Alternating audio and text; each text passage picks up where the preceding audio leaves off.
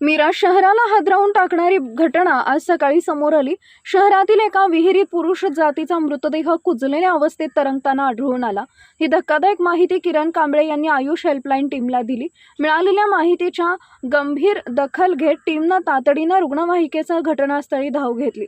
सदर मृतदेह विहिरीत पाण्यावर तरंगत असल्याचं दिसताच आयुष हेल्पलाईन टीमने तातडीने मदत कार्य सुरू केले। मोठ्या धैर्याने पाण्यात उतरून मृतदेह बाहेर काढण्यात आला। त्यानंतर रुग्णवाहिकेतून मृतदेहाला मिरज येथील शासकीय रुग्णालयात उत्तरीय तपासणीसाठी दाखल करण्यात आले। घटनेनंतर परिसरात एकच खळबळ उडाली आहे। नेमका या व्यक्तीचा मृत्यू कशामुळे झाला? हा मृत्यू पाण्यात बुडून अपघाती झाला आहे का? आत्महत्या आहे की कोणीतरी हत्या करून मृतदेह लपवण्यासाठी पाण्यात टाकलाय? या प्रश्नांची उत्तरे सध्या तपासणी अंतीच समोर येणार आहे। त्यामुळे या घटनेला सस्पेन्सचं स्वरूप आलं आहे।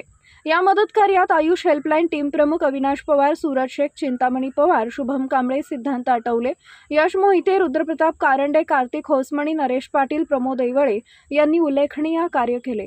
तसेच स्थानिक पोलीस प्रशासन व नागरिक देखील घटनास्थळी उपस्थित राहून सहकार्य केले। टीमच्या या तत्परतेमुळे मृतदेह वेळेत बाहेर काढण्यात आला। तसेच पुढील तपासासाठी सिव्हिलमध्ये पोहोचवता आला। नागरिकांच्या या टीमच्या धाडसाचं सामाजिक कार्यकर्तृत्व कौतुक करत आहेत।